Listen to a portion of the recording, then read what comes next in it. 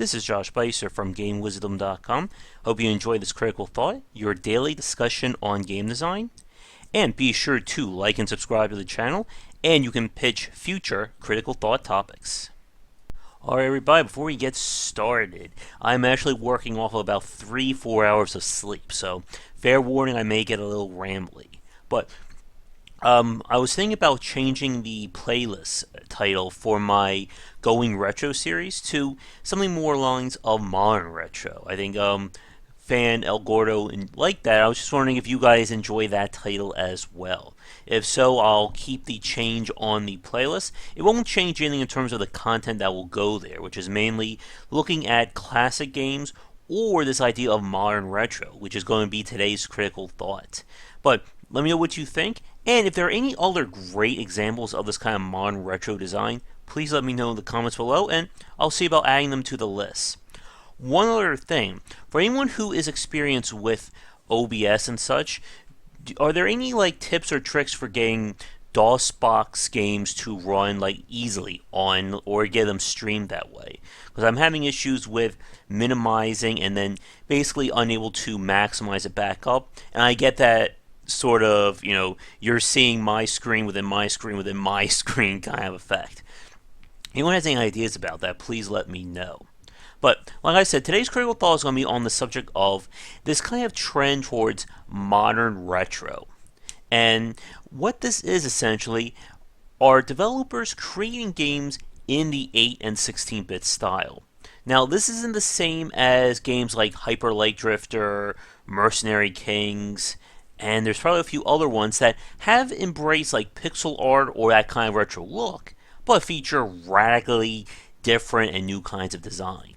The games that I'm thinking of when we're thinking about modern retro are games like Odallus: The Dark Call, the titles from Loco Molto.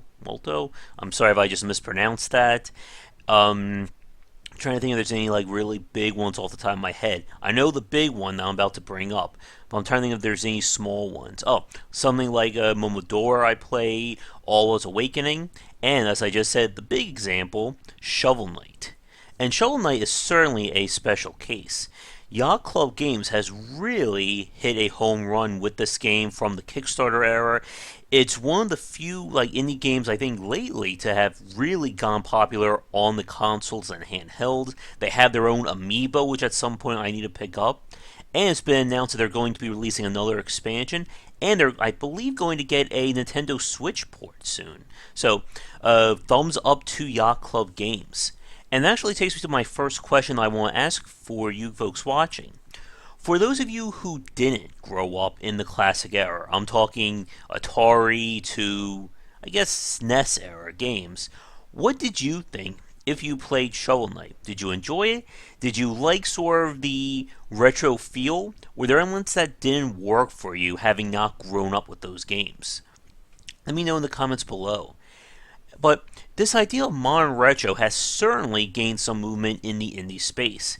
On earlier Critical Thought, I talked about both the differences between 2D and 3D design, and why 2D game design will never die, which is sort of a paraphrase from the, I'm not sure if it's considered niche or a cold hit anymore, but Bangayo from Treasure back in the day. And with this kind of modern retro feel, it's certainly giving developers a chance to do a lot with something that for a time was considered, passe, or as we talked about in terms of preserving games that most people aren't really interested in anymore.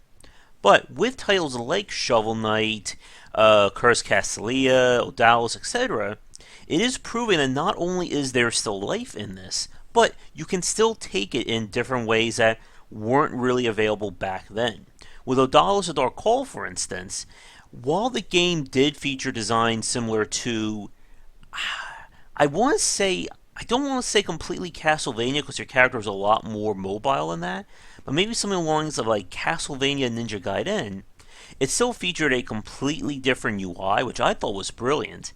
And then, of course, with Shovel Knight, the game was certainly an elevated take on retro design with inspirations from Mega Man, Mario, DuckTales. I'm sorry, not DuckTales. Oh yeah, that's right. That is right. I'm only working on 4 hours of sleep here, people. So cut me some slack, and a whole lot more, I bet. And this has also brought up a very interesting debate that we were sort of talking about on an earlier critical thought, or I'm sorry, on a live cast, and came up while I was playing All Was Awakening on the stream. And that has to do with games like the recently released Double Dragon 4. And the game has been getting hit in reviews in terms of what it put out. Essentially, this is Double Dragon 4 if it was released back in the NES era. And that includes, reused textures, sounds, screen flickering, and of course some of the cheap design back then. Enemies can stun lock you to the death. There's a lot of instant kill pits, death traps, stuff like that. And this is where the debate about developing games in this modern retro style comes into play. For some people, when we look at a modern retro title, essentially, if you don't have a copyright date on it, this game looks like it could literally have came out in 1988 or late 80s to mid 90s. But the debate is, should you still use these elements that were kind of like, I guess, crutches back then? For instance, in the original Ghosts and Goblins, the screen itself acted as the spawn. So if you get pushed back and you kill an enemy, you move forward, when you get back to where that enemy spawned, the game will immediately spawn him again. And this created one of those very frustrating elements. There's, of course, the idea of limited lives, no saves. Run out of lives and continues, you start back at zero again. And for a lot of these games, especially in older days, these were pretty much remnants from the arcade industry. And that kind of metrics focused design, or metrics driven game design, there we go, and how it was meant to get you to essentially be forced to replay the game and not see everything in a single playthrough. But as we've obviously have seen, the game development scene has evolved drastically since then.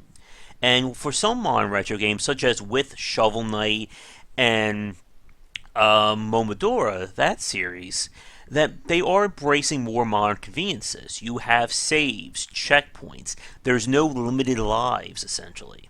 But then you have something like Double Dragon that has a limited life feature, or something like All Is Awakening that I noticed some weird like texture flickering. The character seemed to have like a weird like animation bug as well. And of course, what we've been seeing with Double Dragon 4. And this raises that question. What should we expect when someone is developing a game in this modern retro style? Should they adhere to those classic elements, or should it be kind of a blending of old and new? For instance, with the Mega Man 9 and 10, I believe, those were the Xbox or the digital download versions of essentially remaking a Mega Man game today. While it kept with the classic style, complete with texture flickering and stuff like that, they still had things like additional modes, achievements, and of course, an in-game save feature, so we didn't have to go back to the old password system. But again, some people argue that those old quirks were, like that was kind of the mainstay of the genre. And if you're going to make something in that old era, you can at least pay homage with those classic elements. But when we were talking about this on Game Wisdom Live a few weeks ago, we brought up the fact that if you intentionally leave bugs or have problems with your game to, adhere to the past, then technically you should still be critiqued for that, because you could fix those issues. If your game, has a texture popping or screen flickering, that's something that should be easily fixed in today's market. And even if your game is supposed to look like something from 1988, 1987, stuff like that, you can still, add that quality in. Because again, it is 2017 now. So, for those of you watching, what do you think about this? When someone is designing a game in a retro style, should they still look at the modern market in terms of polish, design, and refinement?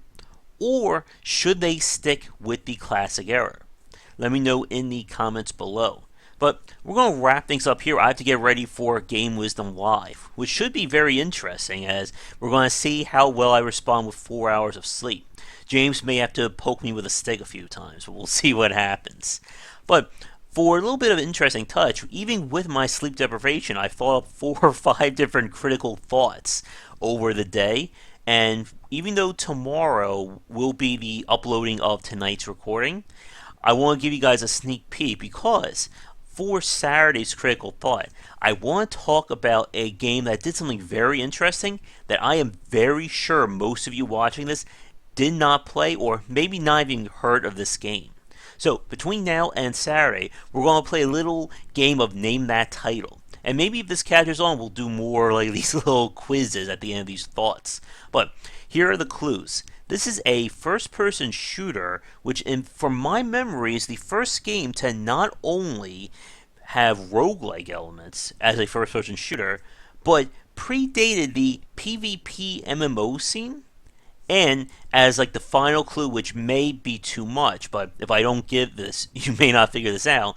This game also came out during the height of the first VR era. Not, of course, today with the Rift, the Vine, Oculus, etc., but during the mid-90s. So see if you can guess what that game is, and I'll be back on Saturday to talk about what it did so interesting. And one of these days, I also need to do a critical thought on Breath of Fire Dragon Quarter, because I was thinking about that game lately. Speaking of playing some of these classic games, as I said, if you're interested in seeing more classic titles on the channel, especially from the Sony era, be sure to check out our Patreon campaign. You can find us under GW Bycer or Game Wisdom, as the first goal at $100 is to unlock more games via the PlayStation Now service and a Let's Play of Ninja Gaiden Sigma. If you're interested in that and in our new rewards, be sure to head over there. As always, thank you so much for watching these critical thoughts. If you're enjoying them, be sure to like and subscribe. Otherwise, I'm going to end it here, fill myself with some more caffeine, and get ready for Game Wisdom Live tonight.